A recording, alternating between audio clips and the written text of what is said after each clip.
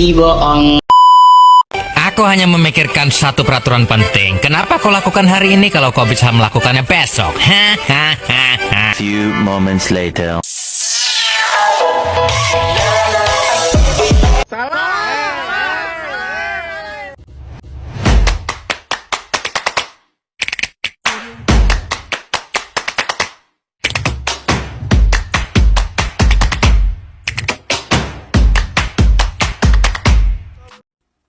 Assalamualaikum warahmatullahi wabarakatuh. Selamat pagi para siswa kelas 11 yang luar biasa dan penuh semangat. Hari ini, sebelum kita melangkah ke dalam materi pelajaran yang sudah direncanakan, saya ingin mengundang kalian semua untuk memasuki sebuah dunia yang benar-benar berbeda. Dunia imajinasi yang luas, dunia yang dipenuhi keajaiban yang tak terkira, pelajaran hidup yang mendalam, dan suara-suara bijak dari masa lalu yang masih berdering di telinga kita hari ini. Kalian mungkin pernah mendengar banyak cerita rakyat saat masih kecil, entah dari nenek moyang, orang tua, atau bahkan dari buku yang dibaca sebelum tidur. Tetapi, tahukah kalian bahwa dongeng bukan hanya milik anak-anak yang masih kecil? Dongeng adalah cermin dari kehidupan manusia itu sendiri. Ia menyimpan nilai moral yang abadi, kritik sosial yang tajam, namun halus. Bahkan, refleksi tentang makna hidup yang tetap relevan bagi kita semua. Walau kita sudah tumbuh dewasa dan berada di jenjang SMA sekarang, maka dari itu, pada pertemuan kali ini, kita akan melakukan latihan kemampuan menyimak yang sangat penting melalui sebuah dongeng pilihan yang penuh makna. Saat kalian mendengarkannya, nanti cobalah dengan sepenuh hati untuk membayangkan tokoh-tokohnya, bagaimana sifat mereka, bagaimana cara mereka bertindak, berbicara, dan bertindak. Cobalah mengikuti alur cerita dengan seksama, mulai dari permulaan yang penuh keheranan hingga konflik yang membuat kita penasaran, dan akhirnya, akhir yang membuat kita berpikir. Ingatlah, menyimak bukan hanya tentang mendengar suara yang keluar dari bibir pencerita. Menyimak adalah tentang memahami isi yang disampaikan, rasa emosi yang terbawa cerita, dan menafsirkan pesan yang ingin disampaikan oleh sang pencerita. Baiklah, para siswa yang cerdas, siapkan pikiran dan imajinasi kalian yang terluas. Jadikan diri kalian sebagai seorang pelacong yang siap menjelajahi dunia baru yang penuh keajaiban. Mari kita mulai perjalanan kita ke dalam cerita yang akan membuat kita ke tempat yang tak pernah kita kunjungi sebelumnya. Selamat menyimak anak-anak semuanya.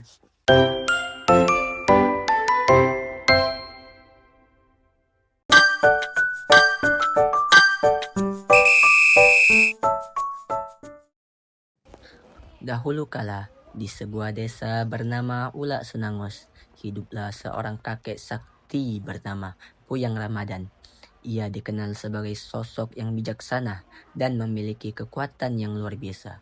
Suatu hari, Puyang Ramadan sedang menunggu perahu kayu agung yang lewat di Sungai Musi untuk meminta beberapa unting rokok pucuk. Ia ingin menukarnya dengan sayuran hasil kebunnya. Setelah menunggu lama, akhirnya perahu itu lewat. Puyang Ramadan pun berkata, "Wahai pemuda, bolehkah aku meminta beberapa unting rokok pucuk?"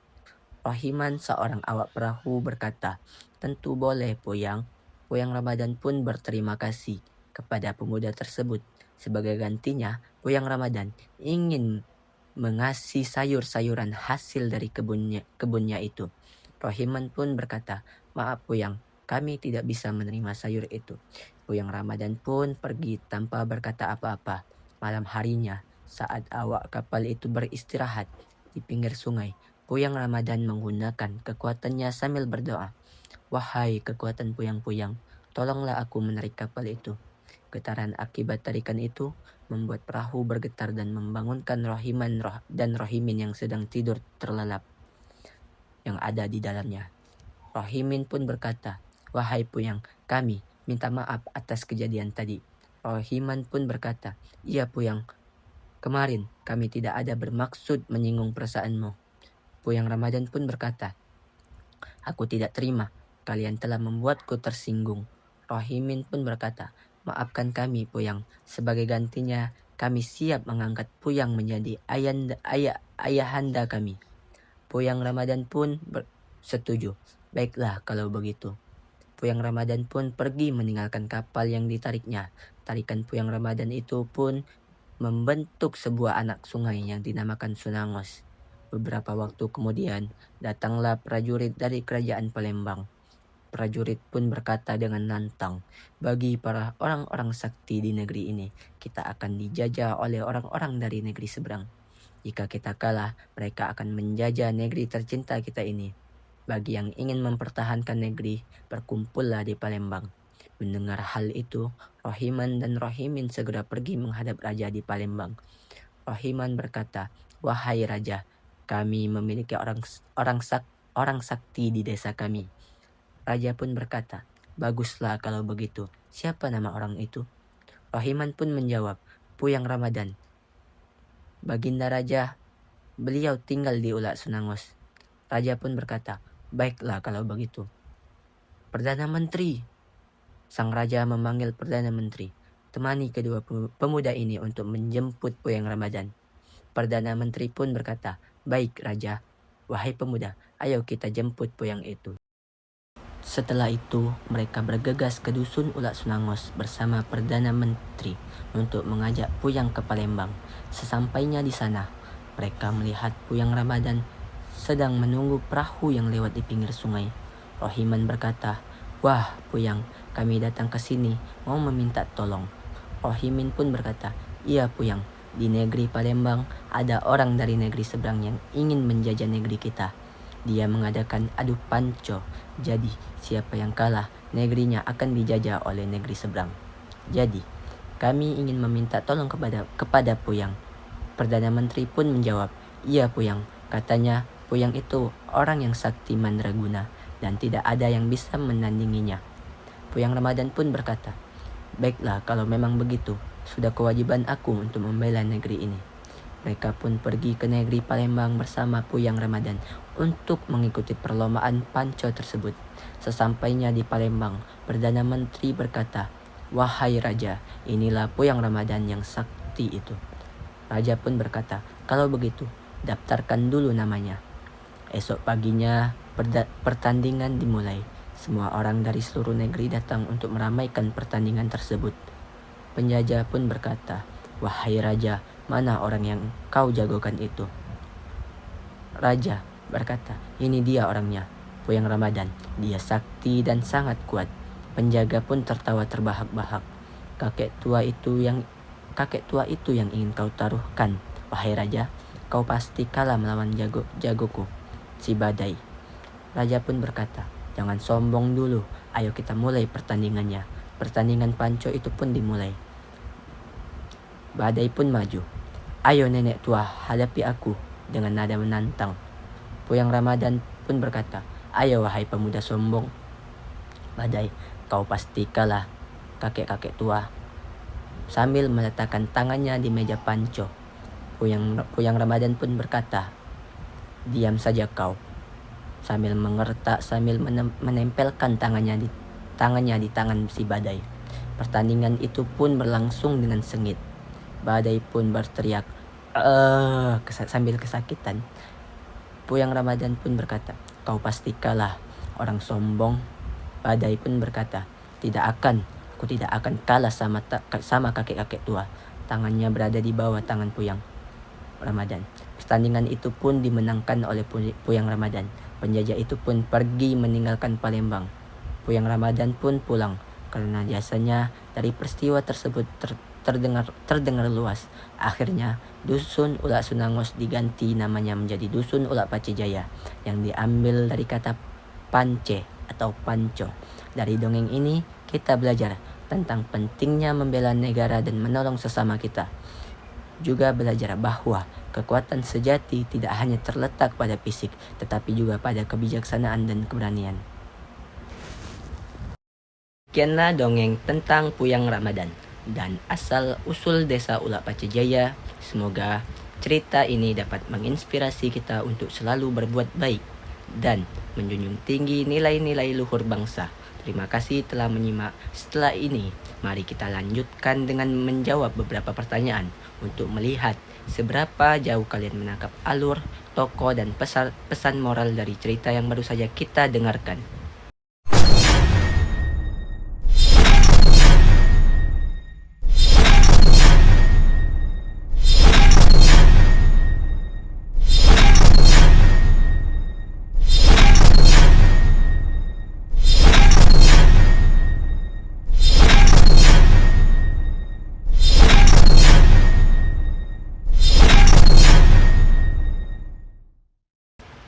Soal yang pertama, siapa nama tokoh utama dalam dongeng tersebut? A. Serunting, B. Arya Tebing, C. Puyang Ramadan, D. Badai.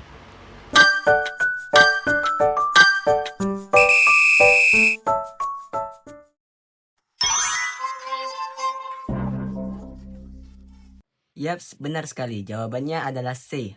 Soal yang kedua, di mana Puyang Ramadan tinggal? Yang A. Ulak Pace, B. Ulak Senangos, C. Palembang, D. Kayu Agung.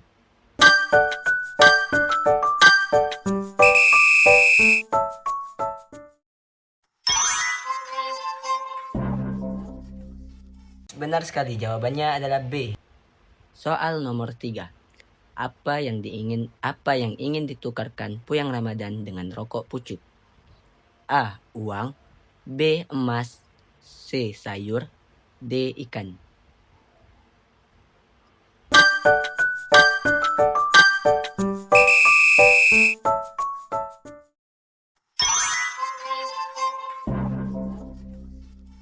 Benar banget, jawabannya adalah C. Soal nomor 4.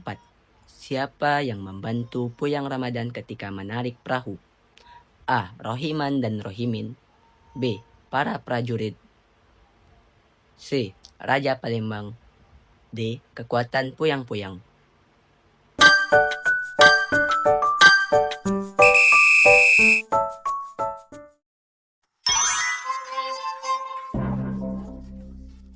Benar banget, jawabannya adalah D. Soal nomor 5. Mengapa Rohiman dan Rohimin meminta maaf kepada Puyang Ramadan? A. Karena mereka tidak memberinya rokok, B. Karena mereka menolak sayurannya, C. Karena mereka membuatnya tersinggung, D. Karena mereka mencuri perahunya.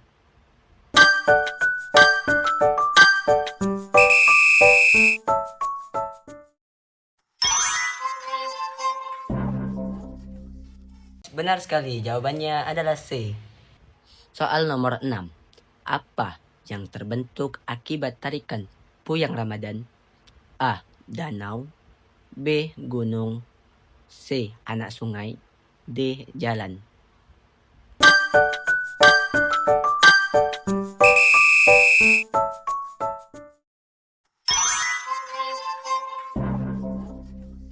Yaps, benar sekali. Jawabannya adalah C. Soal nomor 7. Siapa yang ingin menjajah kerajaan Palembang? A. Rohiman dan Rohimin, B. Puyang Ramadan, C. Orang dari negeri seberang, D. Para prajurit.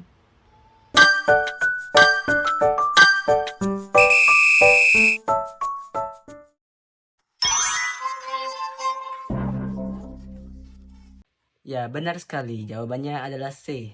Soal yang nomor 8. Apa yang dipertandingkan untuk menentukan nasib kerajaan Palembang? A. Adu panah, B. Adu pedang, C. Adu panco, D. Adu lari.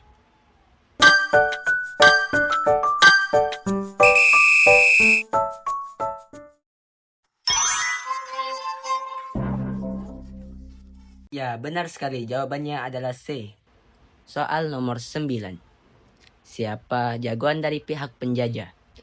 A. Puyang Ramadan, B. Rohiman, C. Rohimin, D. Badai.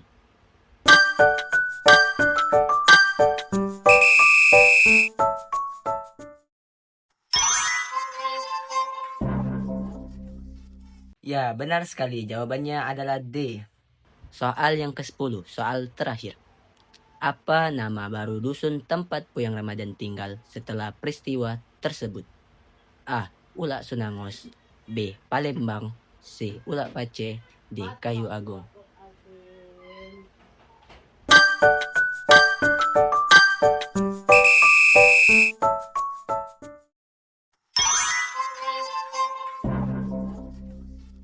Ya, benar sekali. Jawabannya adalah C. Baiklah, berakhir sudah pelajaran kita hari ini. Sampai jumpa pada cerita berikutnya. Teruslah membuka telinga dan hati kalian untuk setiap kisah yang hadir. Karena cerita membawa pelajaran berharga. Tadi kalian telah menjawab beberapa soal untuk menguji ketelitian dalam memahami alur, tokoh, dan pesan moral dari dongeng Puyang Ramadan. Semoga latihan itu membantu kalian menjadi pendengar yang semakin cermat, mampu menangkap detail dan menghubungkan makna di balik setiap peristiwa.